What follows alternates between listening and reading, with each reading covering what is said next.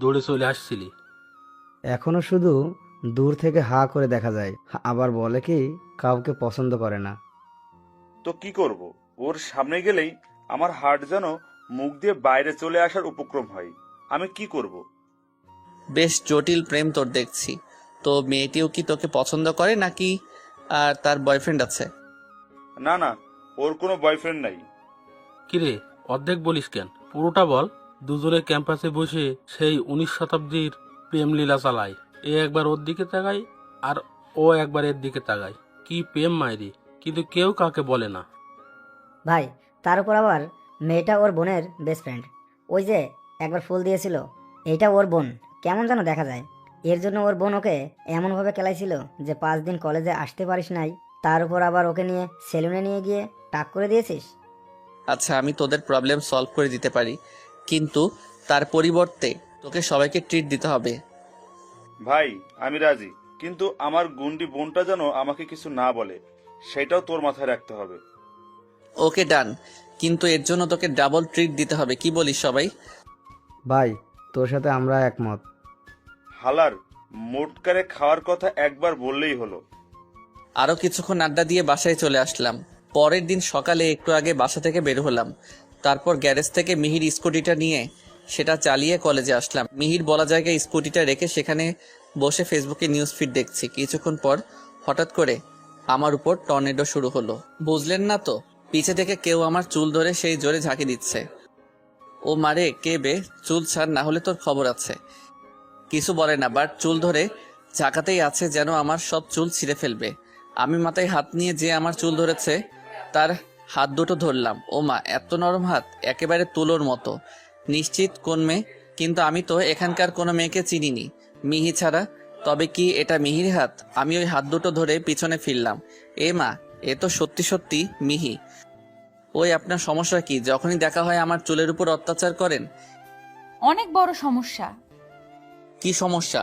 কাল দোষ ছিল আপনার, তাও আমার চুলগুলো ধরে আচ্ছা মতো ঝাঁকাইছেন, কিন্তু আজ তো আমি কিছুই করি নাই। তাইলে তুই আমার স্কুটি চালিয়েছিস কেন? যেখানে আমার পাপা ভাইয়া আমার স্কুটি চালায় না, সেখানে তোকে আমার স্কুটি চালানোর অধিকার কে দিয়েছে? এইটা কোনো কথা কইলেন আপনি? আমি কি সেই গ্যারেজ থেকে স্কুটিটা ঠেলে আনবো, নাকি তাও আবার ভালো স্কুটি? হ্যাঁ, তাই করবি। আচ্ছা বাদ দেন, আপনার স্কুটি তো আপনিই পেয়েছেন। এবার আমার ফোন আর হেডফোনটা ফেরত দেন। না দিলে? না দিলে?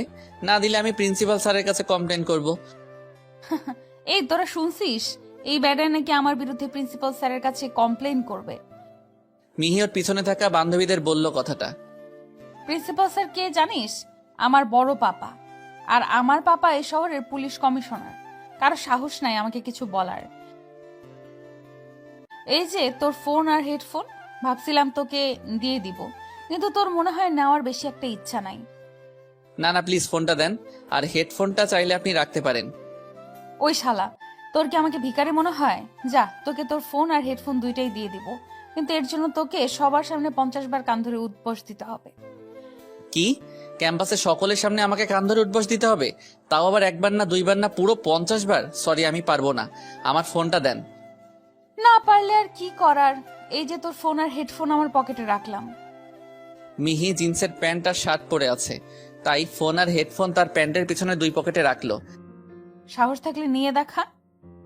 দেখেন, আমার কিন্তু রাগ উঠছে, আর রেগে গেলে আমি নিজেকে কন্ট্রোল করতে পারি না।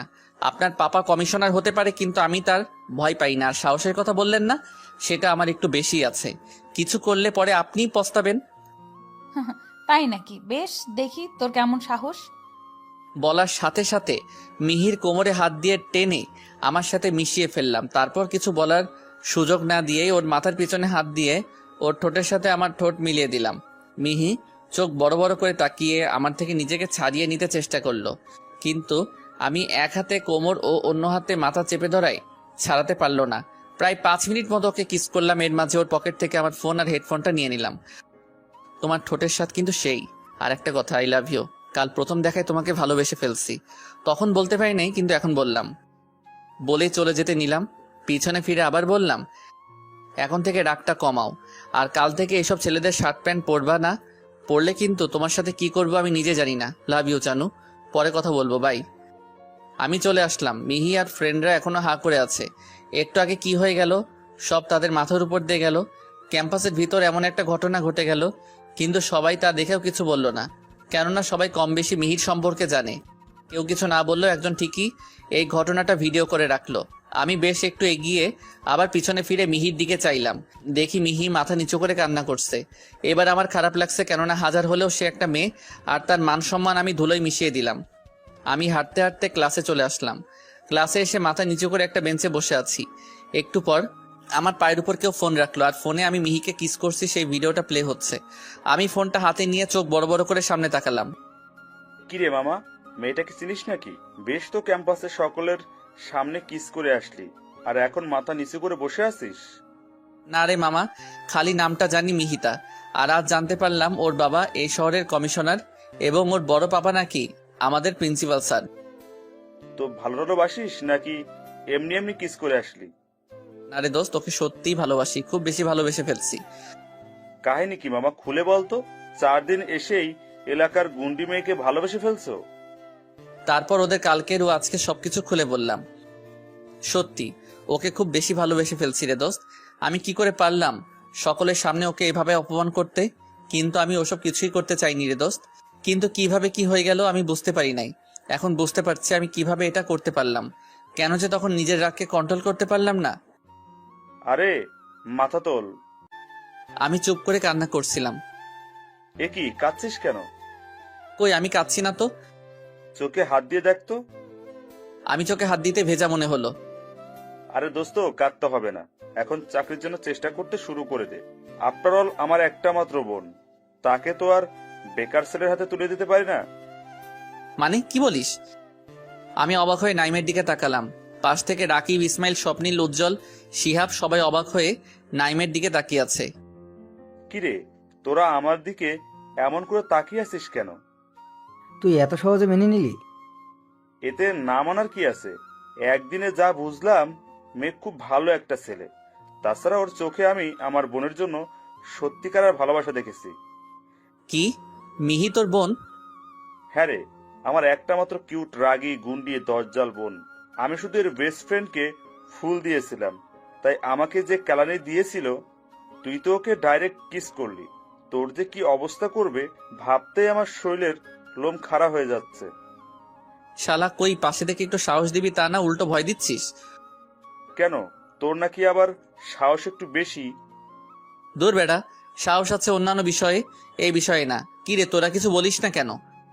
আমার আর কি বলবো, তোদের শালা দুলাভাইয়ের কথা শুনছি।